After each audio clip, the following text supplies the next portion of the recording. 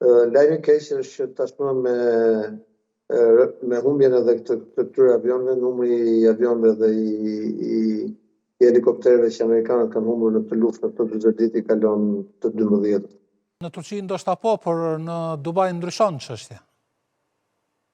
Në Dubai edhe po duan verë nuk kanë si shkojnë sepse është temperatura 50 gradë, kështu që nuk shkuan në këtë periudhë sepse sezoni i lartë i Dubait ishte pikërisht tani që filloi lufta, por ndodh, ashtu s'kemi ç'themi, kjo është pjesë e historisë.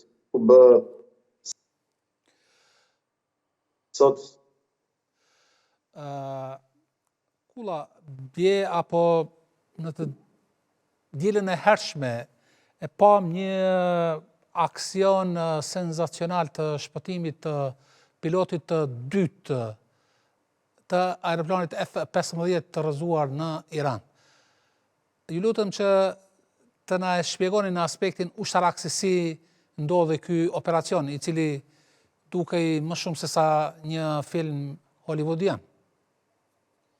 Shiko, pilotët janë të pajisur me pajisjet të cilat në rast të lëshimit tyre nga avioni, ata mund t'i tregojnë saktësisht nëpërmjet GPS-it komandos tyre nga janë nisur vendodhjen. Kështu që amerikanët kanë pasur të qartë vendodhjen dhe janë detyruar të bëjnë disa aksione për të hequr vëmendjen nga vendi ku ishin nisur për të evakuuar pilotin. Kjo gjë u bë me shumë trupa dhe me shumë rrezik edhe në mënyrë suksesshme, por përbim kësaj kanë humbur disa avion dhe kanë humbur disa avion të nivelit lartë, siç është 2 avion C-130, mendohet edhe një helikopter, por nuk kemi ç'bëjmë, është luftë dhe këto gjëra do të ndodhin. Sigurisht lajmi i mirë në këtë rast është që piloti është kthyer në bazë në shtëpi.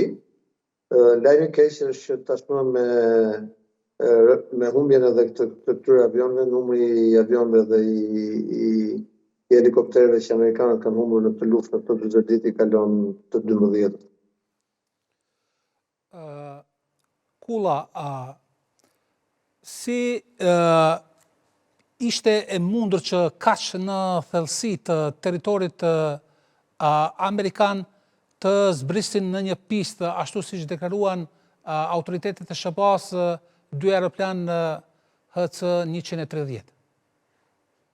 Jo, ju e dini që Irani ka hapësira pafund, është një vend me hapësira edhe hapësira tribale, të popullsisë tribale, dhe është një vend që ka dhe shkretir.